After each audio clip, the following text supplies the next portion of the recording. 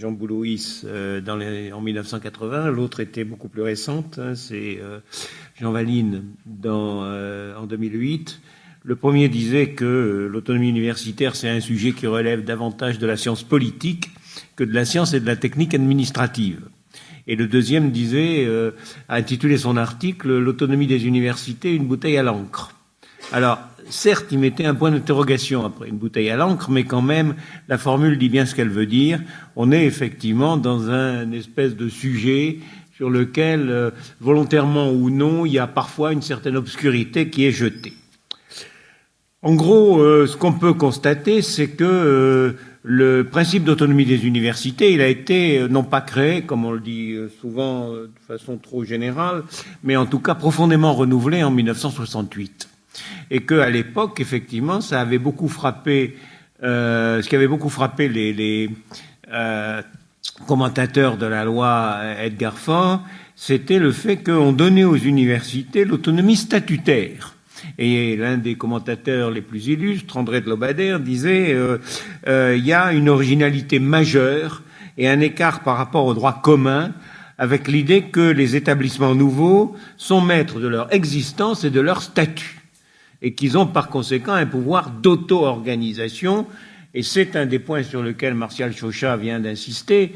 Et je crois que c'est clair, effectivement, dans l'évolution qui est l'évolution de l'université, il y aura nécessairement effectivement la reconnaissance que l'université doit garder un pouvoir d'auto-organisation et que, en partie, c'est ça son autonomie. Bon, pas uniquement, mais en partie ça.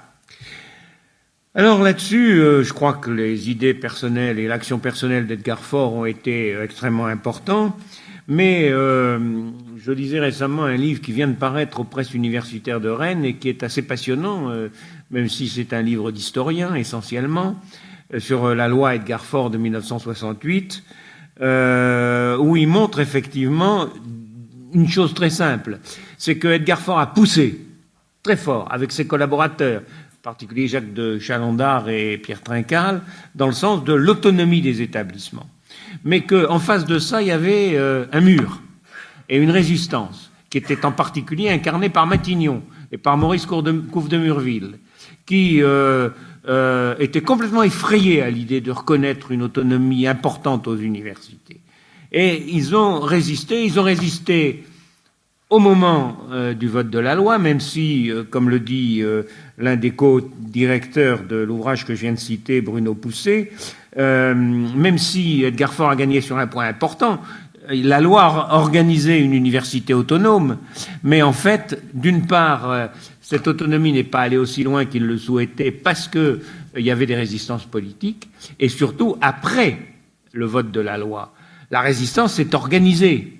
Et elle s'est organisée pour, en quelque sorte, remettre fondamentalement en cause le principe d'autonomie.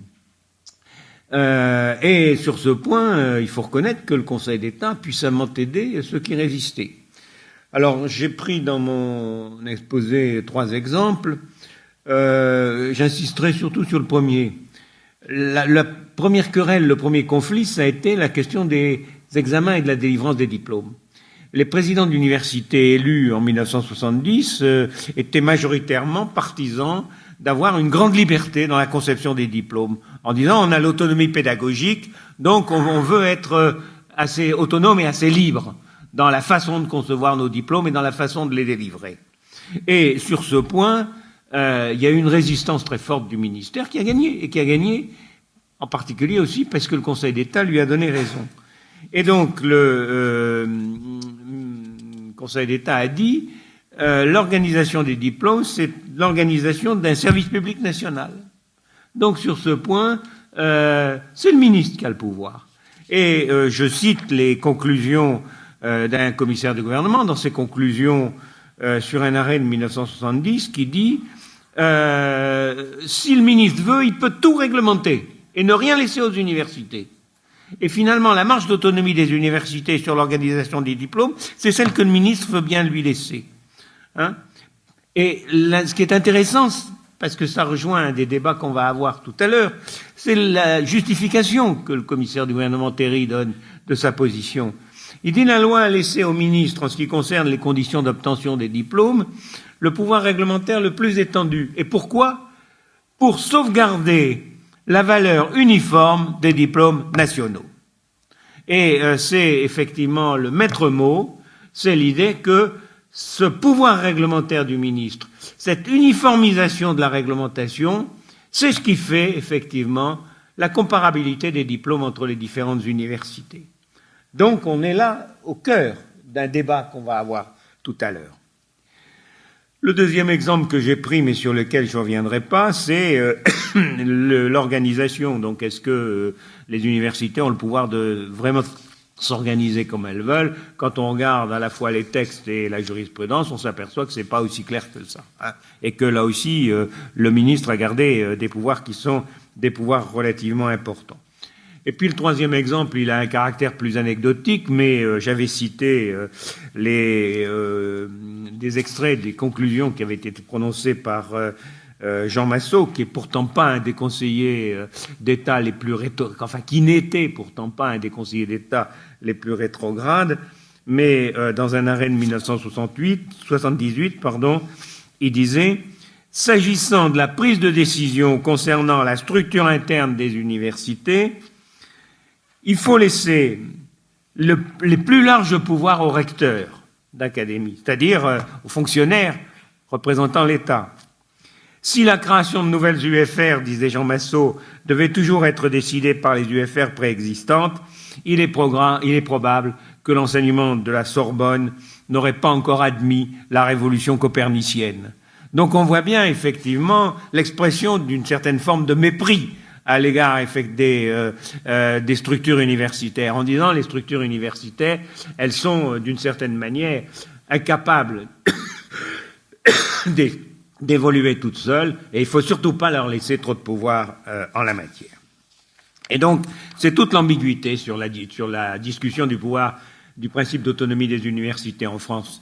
Le langage officiel, c'est de dire « mais les universités françaises sont autonomes ».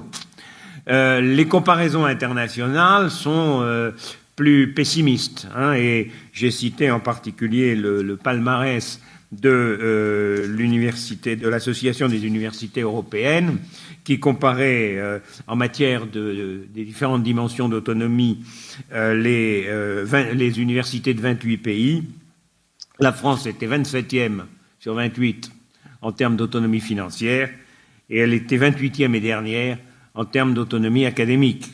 Je trouve d'ailleurs que ce dernier jugement est un peu injuste et un peu forcé compte tenu des évolutions qui se sont produites, et en particulier qui se sont produites avec la mise en place de l'espace européen de l'enseignement supérieur, parce qu'on a quand même effectivement donné là des pouvoirs plus importants qu'autrefois aux universités pour l'organisation de leur offre de formation. Mais ce qui m'intéresse aussi, c'est de constater qu'on a peut-être encore reculé un peu ces dernières années. J'ai eu sur ce point un débat à distance avec Yves Godmet dans un colloque qui avait été organisé à Dauphine il y a quelques années. Yves Godmet disait, dans la loi Fioraso, il n'y a aucune dimension idéologique. Je ne suis pas d'accord. Je crois au contraire qu'il y en a une, et que ça n'est pas la même que celle qui était derrière la loi Pécresse.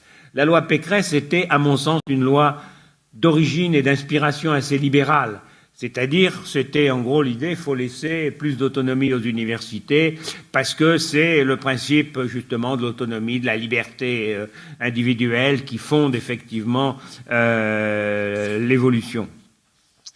La loi de 2013, la loi Fioraso, et je reprends sur ce point une constatation d'un de nos collègues qui est Anthony Taillefer, qui disait « elle ne prononce qu'une seule fois le mot d'autonomie », alors que ce mot-là, il était à tout bout de champ dans la loi Pécresse. Dans la loi Fioraso, une fois, on trouve le mot autonomie.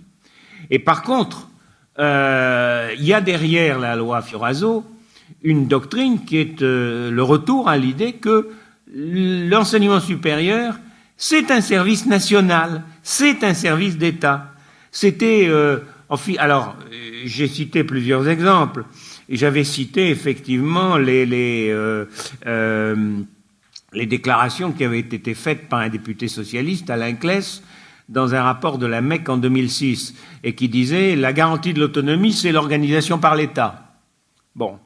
J'ai cité aussi un rapport qui est à l'origine directe de la loi Fioraso, qui est le rapport Ledéo sur refonder l'université, dynamiser la recherche, où on revient tout à fait à l'idée du grand organisateur.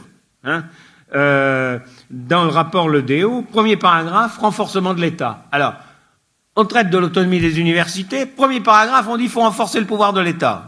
Bon, il y a bien là, effectivement, quelque part, un problème. Et il parle du passage d'un modèle d'excellence par la compétition à un modèle de performance par la coopération. Et l'idée, c'est qu'il faut un grand service national dans lequel les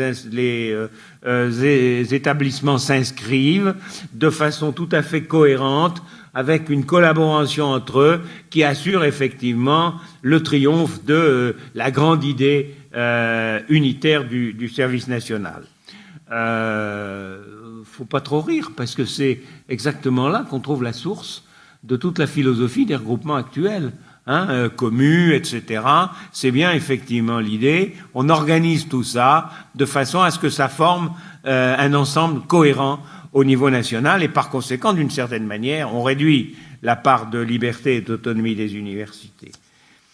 Donc, je crois que sur ce point, il faut bien voir effectivement quel est l'état d'esprit dans lequel on vit et voir que, bon, il y a sur le papier le principe d'autonomie.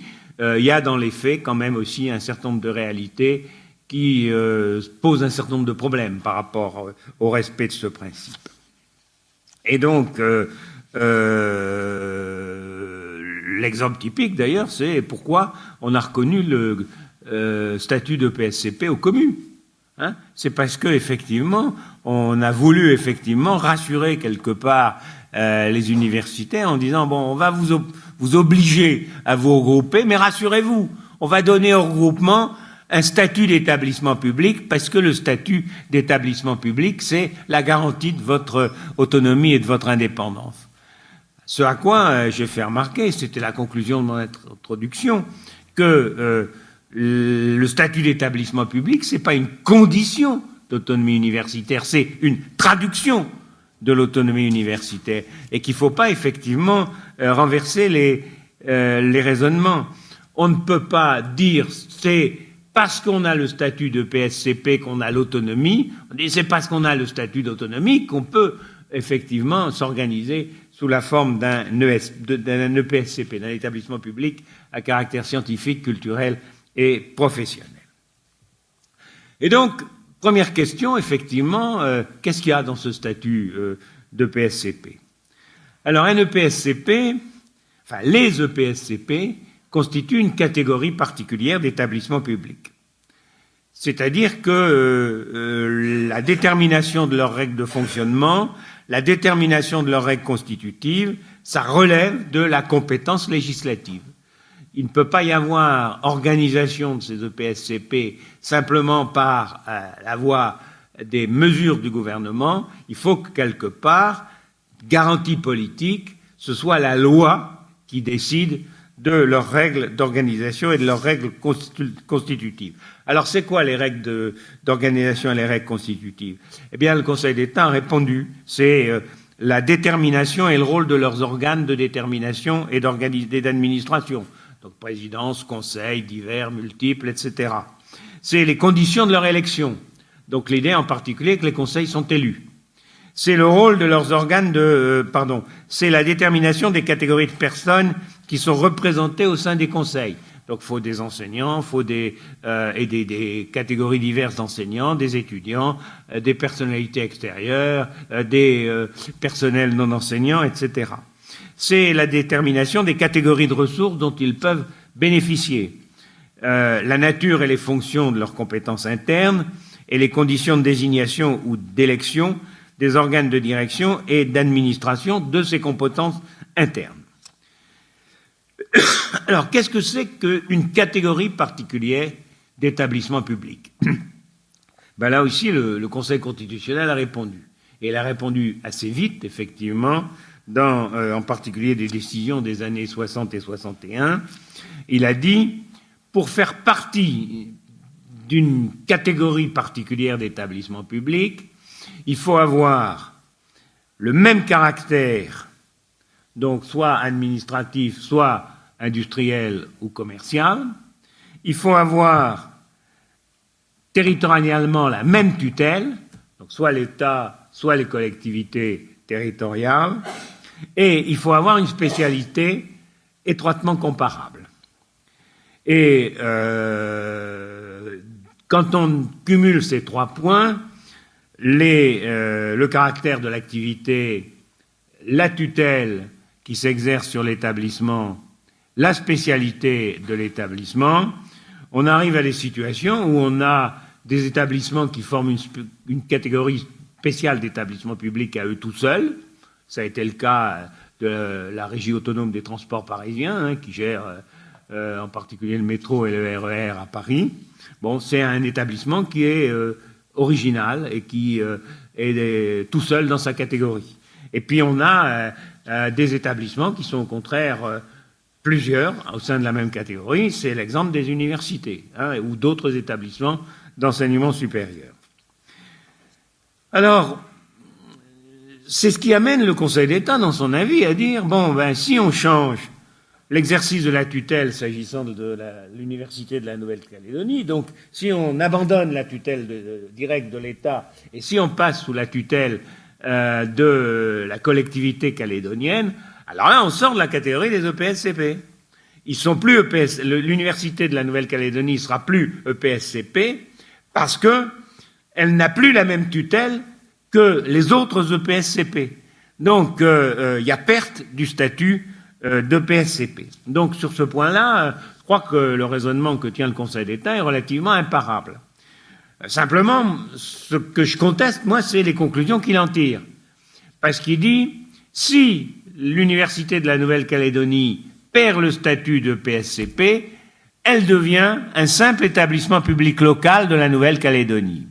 C'est-à-dire qu'elle est finalement dans la même catégorie que toute une série d'autres établissements comme les lycées, comme les hôpitaux, elle a un statut qui à ce moment-là se banalise. Et là, il y a un risque, si on tient ce raisonnement, de dire effectivement à ce moment-là, on peut voir abandonner les principes fondateurs auxquels Martial Chauchat faisait allusion tout à l'heure, c'est-à-dire l'idée qu'on peut s'auto-organiser, l'idée qu'on a le droit d'élire sa direction, et effectivement, on peut avoir des craintes. Alors, moi je dis non. Dans l'analyse du Conseil d'État, finalement, il y a une insuffisance, parce qu'il dit c'est soit EPSCP, soit établissement public local.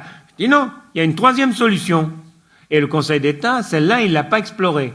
Et cette troisième solution, c'est de dire l'Université de la Nouvelle-Calédonie, elle va constituer à elle seule une nouvelle catégorie d'établissement public. Et effectivement, elle est certainement pas sur le territoire de la Nouvelle-Calédonie le seul établissement public dont l'activité aurait un caractère administratif. Elle ne serait sûrement pas le seul non plus à relever de la tutelle de la Nouvelle-Calédonie.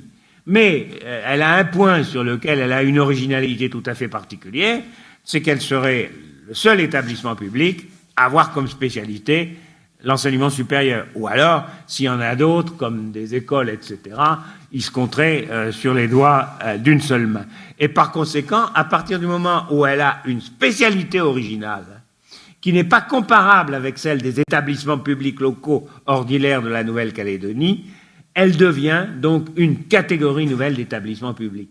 Et ça, je crois qu'il faudrait que ça soit dit dans la loi organique, et il faudrait que soit dit dans la loi organique que du coup, comme elle est une nouvelle catégorie d'établissements publics, il faut que ces règles de création et d'organisation ne relèvent pas du pouvoir réglementaire ordinaire, qu'ils relèvent de règles qui ont un caractère législatif, même si ces règles ne seraient plus de la compétence de l'État national et central, mais relèveraient effectivement du, entre guillemets, législateur local.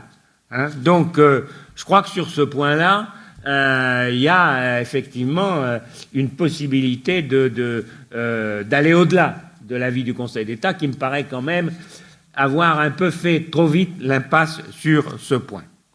Bien, une fois ça acquis, reste maintenant le problème des compétences d'établissement, et c'est par là que je terminerai. L'avis du Conseil d'État donne effectivement une vision très pessimiste des conséquences de la perte du statut de PSCP. Et en particulier, il dit, oui, mais comme ils perdront le statut de PSCP et que les PSCP sont les seuls à pouvoir délivrer des diplômes nationaux, l'établissement ne pourra plus délivrer de diplômes nationaux. Il ne pourra plus délivrer que des diplômes d'université. En cas de mise en œuvre de l'article 27, dit le Conseil d'État, l'établissement public local, première formule que je conteste, qui succéderait à l'Université de Nouvelle-Calédonie, ne pourrait créer et délivrer que des diplômes et certificats qui lui seraient propres. Il s'ensuit que les titulaires de ces diplômes ne pourraient pas s'en prévaloir au niveau national. Et donc, pour étayer ce jugement, le Conseil d'État s'appuie sur un vieux principe qui a été édicté dans les débuts de la Troisième République pour, en quelque sorte, assurer un contrôle de l'État sur l'ensemble des diplômes, y compris ceux des diplômes des quelques universités privées catholiques qui existaient à l'époque, et qui est ce qu'on appelle le principe du monopole de la collation des grades. Les diplômes nationaux, dit l'article L 613.1 du Code de l'éducation, ne peuvent être délivrés qu'au vu des résultats du contrôle des aptitudes et des connaissances appréciés par les établissements accrédités à cet effet par le ministre chargé de l'enseignement supérieur après avis du CNESER. Bien. Mais il y a quand même là aussi, à mon avis, une petite insuffisance dans le raisonnement du Conseil d'État. Parce que ça repose sur la vision traditionnelle du monopole de la collation des grades. Or, cette vision traditionnelle, elle a été fortement altérée et elle s'est considérablement modifiée à l'époque récente. Et en particulier, elle s'est profondément modifiée au moment des réformes Allègre. Au moment où Allègre a dit « je ne ferai plus comme mes prédécesseurs ». Eux, ils réformaient les diplômes. Moi, ça ne m'intéresse pas. Alors, dernier exemple de réforme des diplômes, les arrêtés Bérou, en 1998, qui ont réorganisé le DEUG, qui ont réorganisé la licence. Bon. Qu'est-ce qui se passait là ? Le ministère réglementait a priori. Et il disait... Voilà ce qu'il faut pour délivrer un DEUG. Il faut tant d'heures de ceci, tant d'heures de cela, les enseignants de telle matière, etc.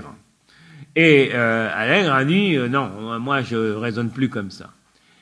Qu'est-ce qu'il a fait, Allègre ? Il a dit je maintiens l'existant, j'y touche pas, je n'abroge rien du tout. Simplement, je vais plaquer sur l'existant une nouvelle grille de lecture.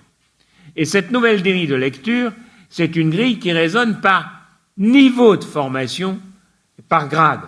C'est l'instauration de ce qu'on appelait à l'époque le 3-5-8 et qu'on a appelé par la suite le LMD.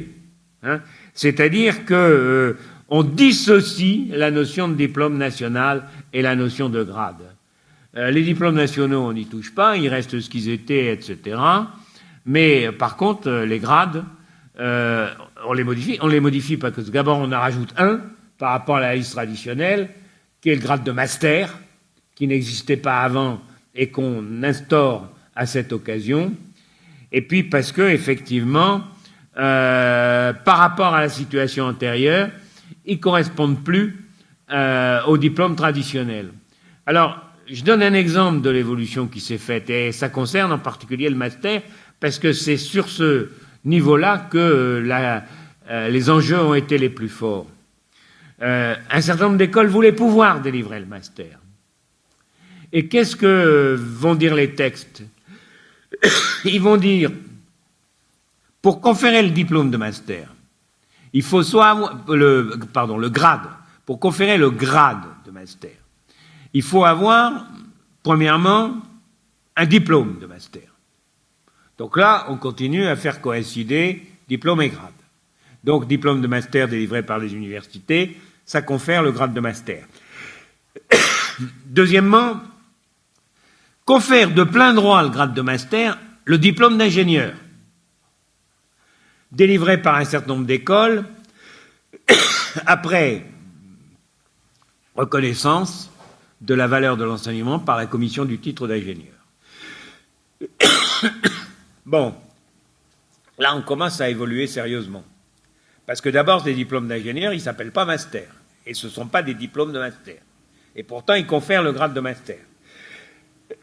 Et puis deuxièmement, parce que peuvent délivrer le diplôme d'ingénieur un certain nombre d'écoles privées qui vont conférer le grade de master. Et donc on voit déjà une première brèche s'ouvrir béante dans la situation antérieure. On reconnaît désormais la compétence d'écoles privées pour délivrer le grade de master. Alors on a dit oui, mais de toute façon, il y a quand même un contrôle de l'État, parce qu'il y avait la commission du titre, etc. Donc il y avait quand même une appréciation de l'école par l'État avant d'autoriser la délivrance du diplôme d'ingénieur. Peut-être. Ça vaut pour les diplômes d'ingénieur. Mais ça vaut plus pour les diplômes d'école de commerce ou d'école de gestion, à qui on a reconnu, parce qu'on les a inscrits sur une liste, on les a inscrits sur une liste ministérielle, à qui on a reconnu aussi la capacité de délivrer le grade de master. Et donc on va avoir la possibilité pour un certain nombre d'écoles qui n'ont plus aucun contrôle de l'État, alors sauf un contrôle qualitatif lié à une évaluation, on va reconnaître donc à ces écoles la capacité de délivrer le grade de master. Alors je ne vois pas comment l'État pourrait dire je vais autoriser des écoles privées sur lesquelles je n'ai qu'un contrôle extrêmement flou et extrêmement formel à délivrer le grade de master, et je ne vais pas l'accorder à une université qui reste une université publique, même si ce n'est plus une université d'État, et qui par conséquent restera soumise quand même à un certain nombre de procédures de contrôle, d'évaluation, etc. Donc, je crois que l'enjeu fondamental maintenant, c'est moins le diplôme que c'est le grade. Alors, ma réponse donc à l'avis du Conseil d'État, c'est de dire, il peut être prévu dans la loi organique que l'Université de la Nouvelle-Calédonie garde la possibilité de délivrer les diplômes nationaux, et de toute façon, si ce n'est pas prévu, elle gardera de toute façon la possibilité de délivrer des grades de licence, de master et de doctorat, qui sont les seules valeurs efficaces, en quelque sorte, sur le marché international de l'enseignement supérieur. Et à partir du moment où un étudiant sortant de l'Université de la Nouvelle-Calédonie a le grade de licencié ou a le grade de titulaire de master, il aura la possibilité, effectivement, de se présenter dans n'importe quelle université, y compris française, en disant, voilà, j'ai mon grade, maintenant, je voudrais pouvoir préparer le cursus qui conduit au grade suivant. Donc je crois que sur ce point, le pessimisme du Conseil d'État serait comme assez intempéré. Voilà. Voilà donc en gros les remarques que je voulais faire très rapidement en passant du principe général de l'autonomie des universités aux incidences que l'application de ce principe garderait, à mon sens, sur l'Université de la Nouvelle-Calédonie en cas d'évolution de son statut. Je vous remercie de votre attention.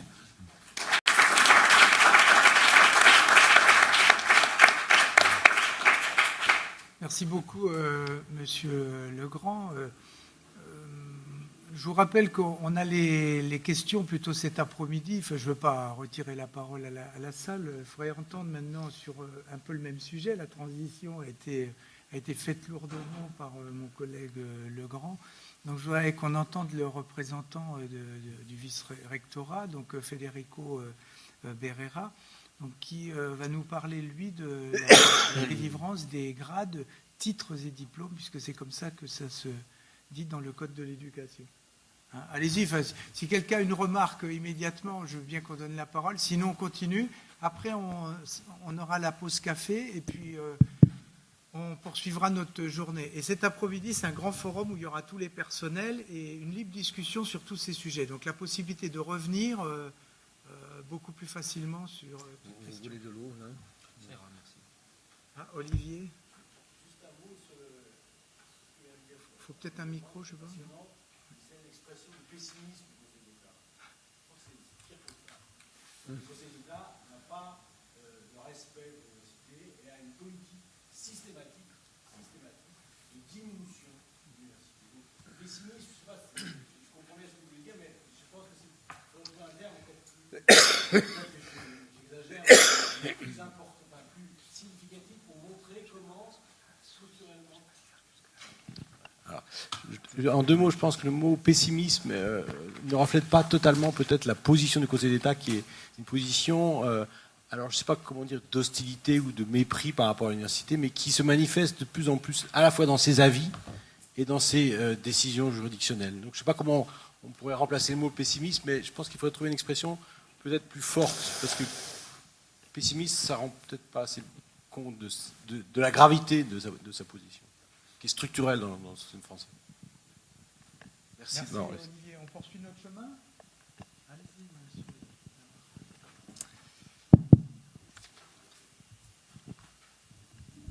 Très bien. Bonjour à tous. Merci de m'accueillir ici. Alors, je vais vous donner notre lecture, ma lecture des choses en ce qui concerne la délivrance des grades et titres universitaires.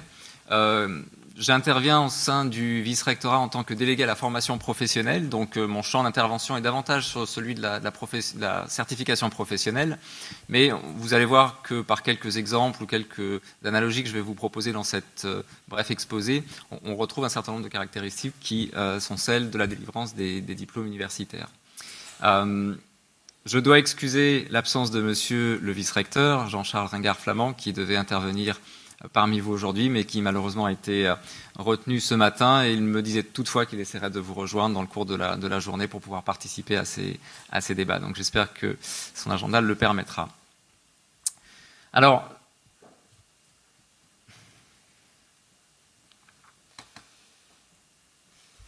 je vais vous proposer une étude de cas pour commencer mon intervention, et qui est une étude de cas qui s'insère très, très bien dans la conclusion de monsieur Legrand sur son exposé.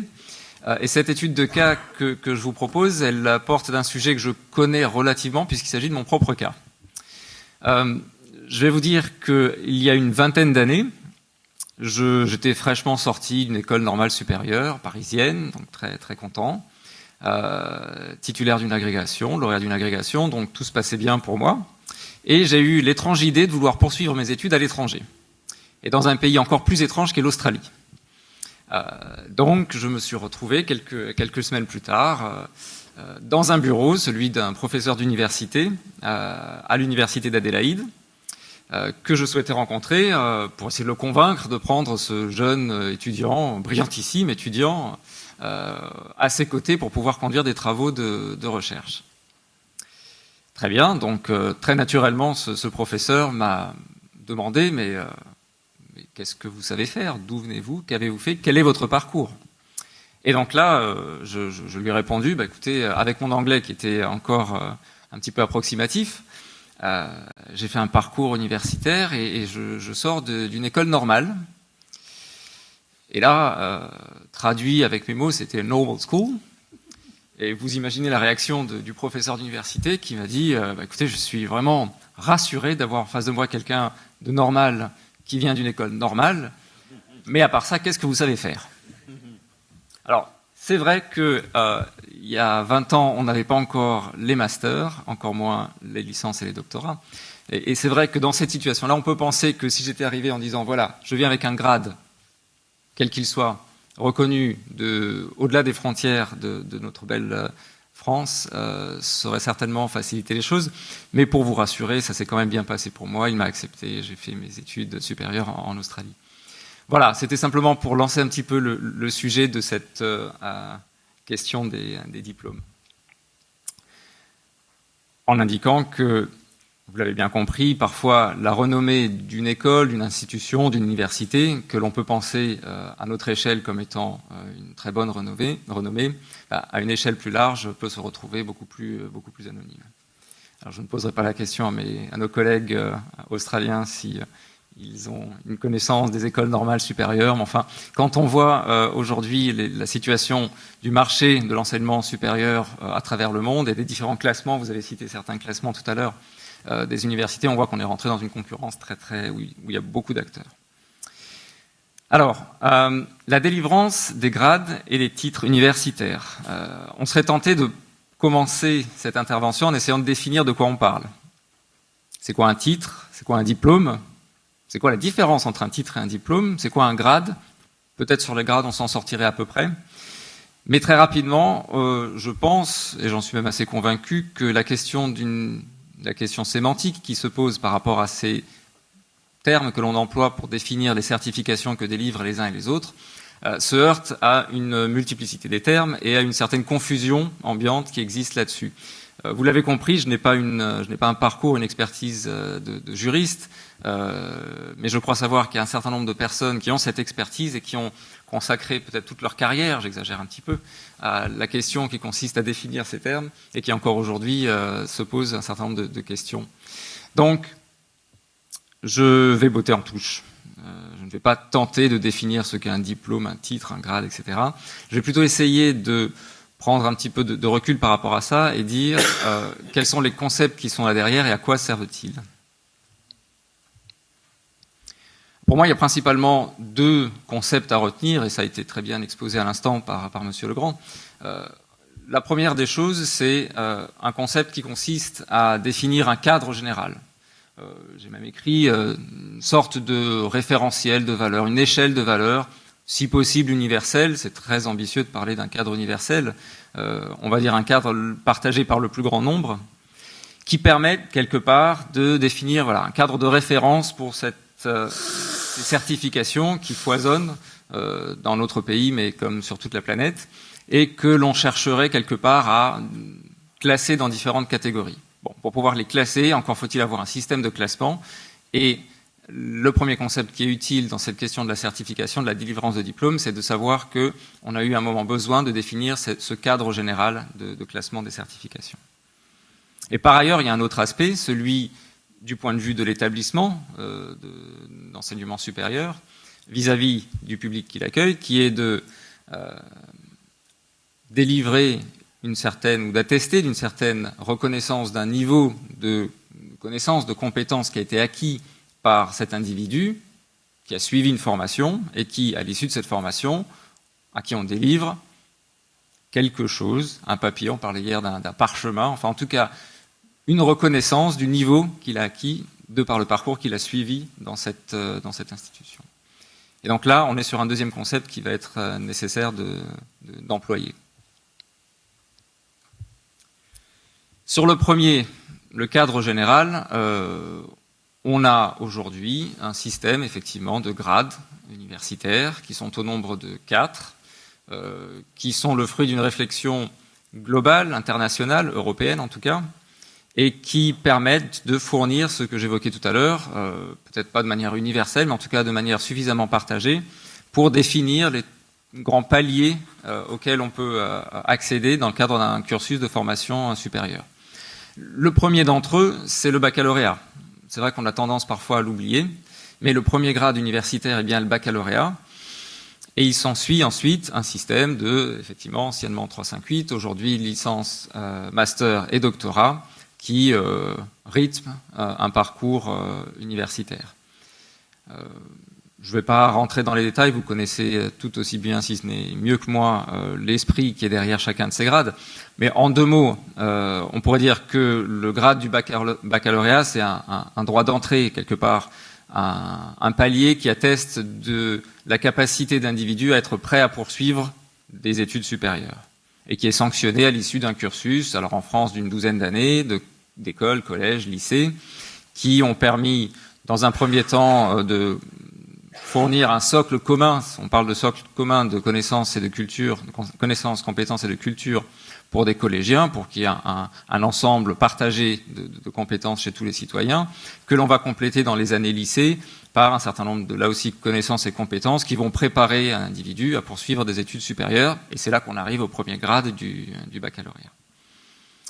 Ensuite, lorsque l'on s'engage sur un parcours de formation supérieure, on a donc les 3 grades suivants, licence, master et doctorat, qu'on pourrait qualifier brièvement, parce que c'est pas le point principal de cette intervention, d'un premier palier qui est la licence et qui permet d'attester d'une certaine maîtrise des concepts propres au champ disciplinaire dans lequel on poursuit ses études. Au-delà de ça se trouve le master qui quelque part pourrait être un témoignage d'un palier d'expertise sur le domaine considéré. Et lorsque l'on va au-delà de ce palier d'expertise, on est dans le registre du doctorat, c'est-à-dire où on intègre la dimension de la recherche, c'est-à-dire qu'on va être en capacité de manipuler, d'adapter, de développer de nouveaux concepts propres au champ disciplinaire dans lequel on se situe, et c'est-à-dire donc de faire œuvre d'une certaine activité de recherche et de développement dans le cadre de sa formation. Voilà, c'est un cadre. Et d'ailleurs, ce cadre, en 4 paliers, il est également subdivisé. On a intégré un système de crédits, alors de crédits européens, transfer system. Donc ça induit un petit peu la raison pour laquelle on a cherché à définir des crédits, des unités qui composent ces grades, et qui permettent, d'une manière la plus macroscopique ou en tout cas transversale possible, de définir que voilà, pour un grade de licence, on va définir ça par l'obtention d'un certain nombre de crédits, 180 en l'occurrence. Pour un grade de master, on va arriver à 300 crédits, et vous voyez ainsi de suite jusqu'au grade de docteur. Voilà pour le cadre général. Alors ça se complique lorsque, et là je fais référence au deuxième concept que j'évoquais tout à l'heure, celui du parchemin. Et là, je parle même de galaxie des certifications. Au début, on pensait que c'était simple, qu'il y avait des diplômes. Et puis, on se rend compte qu'il n'y a pas que des diplômes, il y a aussi des titres. Alors, c'est là où j'évoquais tout à l'heure le chemin vers lequel je ne vais pas m'engager, qui est d'essayer de définir quelle est la différence entre un diplôme et un titre. Et puis, on va parler de certificats. Et ainsi de suite. Alors, je vous avais parlé de quelques digressions que je serais susceptible de faire dans le domaine de la formation professionnelle. Je vais en faire une première. Aujourd'hui, je participe à un certain nombre de réunions en Nouvelle-Calédonie dans une commission qui s'appelle la Commission consultative des certifications professionnelles, qui a pour but d'étudier les certifications professionnelles délivrées par la Nouvelle-Calédonie. Donc là, ça fait écho au thème général de ce colloque. Et souvent, j'entends dire que telle formation qui serait dispensée et qui aboutirait à telle certification conduit à un titre, donc c'est pas un diplôme d'État, ça c'est un titre, c'est pas un diplôme. Donc on a tendance à confondre l'intitulé de titre ou de diplôme comme étant quelque chose qui serait reconnu ou pas par l'État. Ce qui n'est pas juste. L'État est un certificateur qui propose des certifications au travers du ministère de l'Éducation nationale, de l'enseignement supérieur et de la recherche, mais également le ministère du Travail est un ministère de l'État qui définit un certain nombre de certifications professionnelles que l'on appelle le plus souvent des titres, et pourtant qui sont tout à fait des certifications d'État.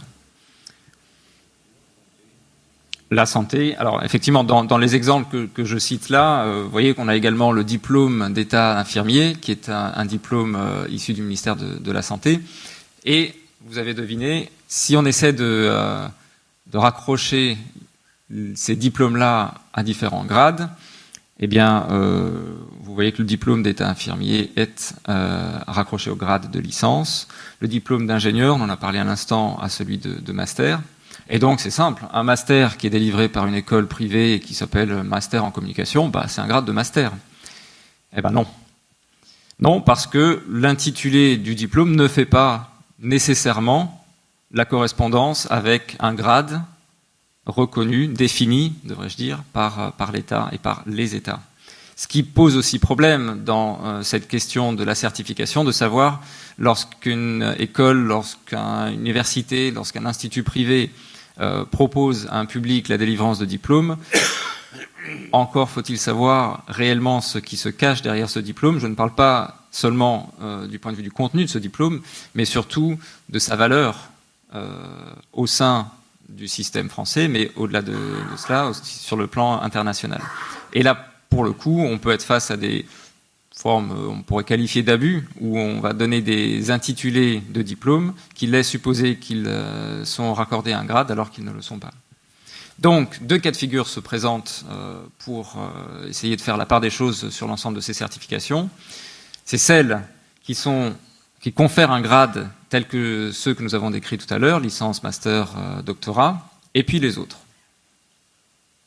Et c'est cette distinction qui est la clé dans le mécanisme actuel de délivrance des diplômes. Et comme vous le voyez, lorsqu'un diplôme confère un grade universitaire, ça ne se fait pas sans conditions, et ce sont des conditions qui sont celles que je vais décrire maintenant.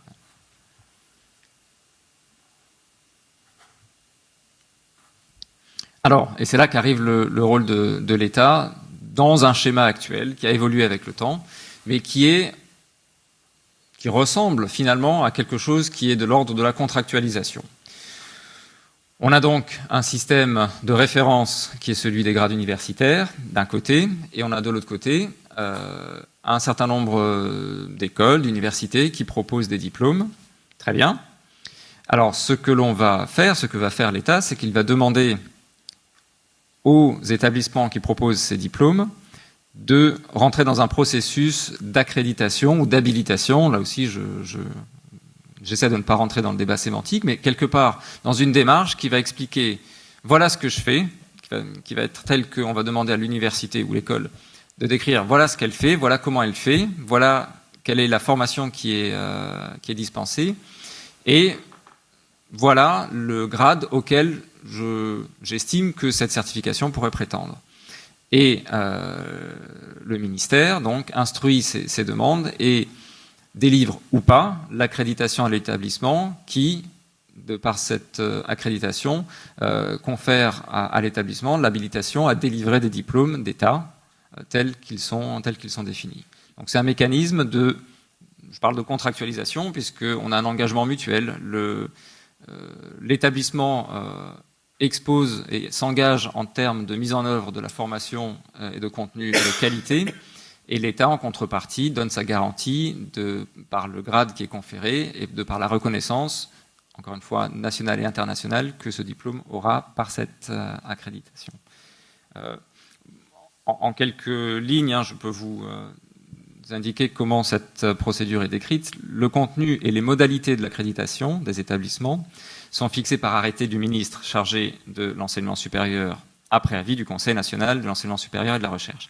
L'accréditation par son contenu et ses modalités prend en compte, ça qui est intéressant, le lien entre enseignement et recherche au sein de l'établissement, la qualité pédagogique, la carte territoriale des formations, de quel territoire parle-t-on, on verra, les objectifs d'insertion professionnelle et les liens entre équipes pédagogiques et les représentants des professions concernées par la formation.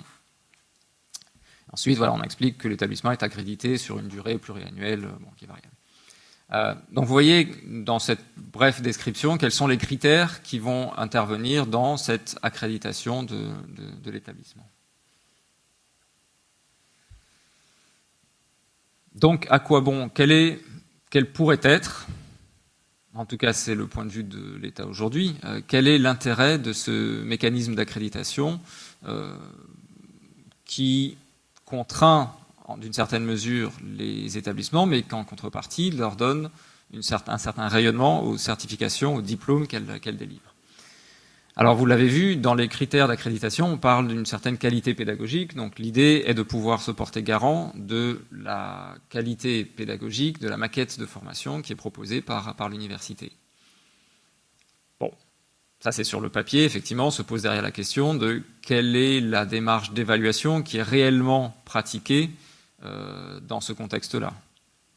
Est-ce que l'État a vraiment les moyens d'évaluer précisément la qualité telle qu'elle est décrite dans le document d'accréditation? Bon. Deuxième aspect, l'intérêt et la force de l'université est d'avoir une activité de recherche qui a pour vocation, entre autres, d'insuffler la formation. Et donc, quelque part, cette relation entre recherche et formation est regardée, est observée, est prise en compte dans ce système d'accréditation et qui, quelque part, de fait, met quelque part hors jeu des instituts qui chercheraient à assurer, à atteindre un grade, à délivrer des diplômes qui soient raccordés à un grade universitaire et qui seraient dans un contexte où il n'y a pas d'activité de recherche au cœur de cet institut. Et puis, on parlait tout à l'heure de sous. Il y a la viabilité économique du modèle proposé par l'établissement qui est pris en compte, là aussi pour garantir une certaine pérennité de la formation qui est proposée, une certaine robustesse de la formation qui est proposée. Il y a un autre aspect dans celui qui consiste à être sur un mécanisme d'accréditation vis-à-vis de l'État et c'est celui, je voulais insister sur celui-là, de l'aspect régulation en termes d'offres de formation dans une carte de formation. L'idée de pouvoir avoir un opérateur suffisamment global pour avoir une vision, on parlait de territoire dans le terme qui était employé tout à l'heure, je dirais une vision pays d'une offre de formation, c'est un des aspects qui rentre en compte dans l'accréditation. Autrement dit, est-ce que la démarche individuelle de l'établissement de formation qui propose tel ou tel diplôme et qui vise tel ou tel grade, est-ce qu'il s'insère dans un paysage cohérent et il participe à un service public conforme à un besoin d'un territoire le plus efficient possible, etc., etc. Donc ça, c'est un aspect effectivement qui est pris en compte. Mais en contre-exemple, j'ai envie de vous citer un exemple local justement. Lorsque récemment on a eu l'université ici qui au travers de l'IUT a ouvert des DUT, donc nous avons, donc l'université a évidemment travaillé sur ce dossier d'habilitation, d'accréditation, et le vice-rectorat a été associé à cette démarche dans la préparation de ce dossier. Et il nous était demandé de fournir des cartes pour présenter l'offre de formation à l'échelle de la Nouvelle-Calédonie, pour mesurer cette bonne intégration du projet qui était présenté par l'université dans un territoire local. Donc ça, c'est un aspect intéressant, mais la question que l'on peut se poser, c'est quelque part, lorsqu'on parle d'une unité, d'une efficience d'un système par une carte de formation nationale, comment est perçue la Nouvelle-Calédonie lorsqu'on se situe à Paris et lorsqu'on est dans une logique d'accréditation et d'offres de formation pertinentes, homogènes à l'échelle de la France et de ses territoires. On peut se poser la question. On peut se poser la question de qui est le mieux placé pour apprécier cette pertinence et cette complémentarité. Mais en même temps, ce que je dis là, c'est que il me paraît utile et même indispensable qu'à un moment, quelqu'un, le mieux placé possible, se pose cette question-là. Le troisième aspect, oui, l'ouverture sur le monde, le fait d'être dans d'avoir un cordon ombilical qui relie le diplôme délivré à un grade qui est garanti par un système international, ça participe à l'aspect ouverture sur le monde. C'est ce que j'ai voulu illustrer un petit peu par l'anecdote d'ouverture de mon propos. Mais quelque part, on est dans un processus européen, un processus de Bologne qui vise à harmoniser l'ensemble de ces systèmes éducatifs de l'enseignement supérieur. Le fait de pouvoir présenter des diplômes qui sont raccordés à un grade permet de faciliter le rayonnement de l'établissement qui les dispense, ces formations, et les individus qui suivent les formations et qui sont titulaires de ces diplômes. Maintenant, le point de vue, le contrepoint, on va dire, à ce que je viens d'exposer, après avoir vu en quelques mots quel est l'intérêt, quelle était la plus-value que l'on pouvait considérer dans ce système d'accréditation, c'est quelque part, est-ce que ça se passe au détriment d'une forme d'autonomie qu'aurait l'université? Et quelle est la marge d'autonomie et quel est l'intérêt d'avoir une marge d'autonomie au sein d'un établissement de l'enseignement supérieur, d'une université, dans la conception et la délivrance de ces diplômes. Un des aspects fondamentaux, et je crois que l'université ici est particulièrement concernée par cet aspect-là, c'est la prise en compte du contexte local, et à commencer par le contexte des étudiants qui vont rentrer à l'université. Dans quelle mesure est-ce que l'université est en capacité d'adapter les contenus de sa formation, les modalités de sa formation, l'environnement de sa formation et quelque part derrière le format du diplôme qu'elle souhaite délivrer.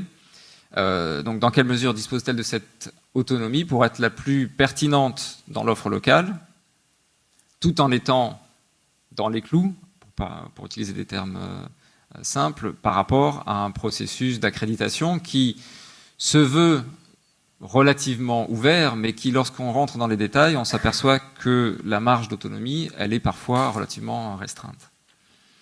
Un autre aspect qui est important quand on parle d'autonomie de l'établissement, c'est celui de s'adapter à un contexte économique local. C'est la dimension d'insertion professionnelle qui, entre autres, est une des visées de la formation d'enseignement supérieur.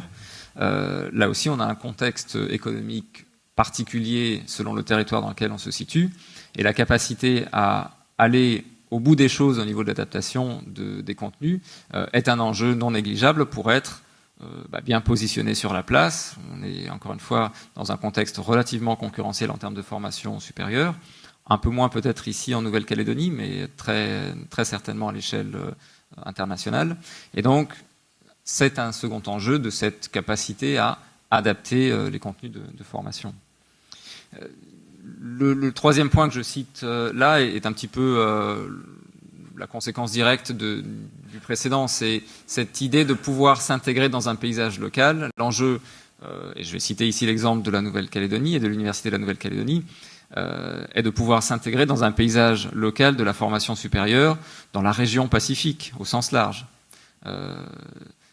Être en capacité de pouvoir aller au-devant de partenaires voisins de la Nouvelle-Calédonie est certainement un vecteur de développement fort et de rayonnement pour une université, et elle aura d'autant plus de succès dans cette démarche qu'elle aura une autonomie pour pouvoir le faire.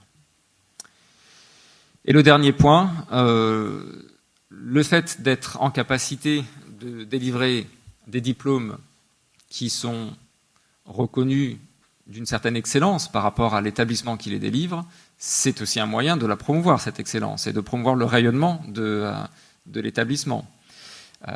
Et ça, c'est un aspect non négligeable, encore une fois, dans un contexte de concurrence. On parle de complémentarité, mais on est quand même beaucoup encore sur un système de concurrence. Et là aussi, pour boucler la boucle, qui a ses limites, on peut très bien avoir l'impression d'être dans une école reconnue très prestigieuse et se retrouver un jour face à quelqu'un qui va vous dire « mais qui êtes-vous » Merci.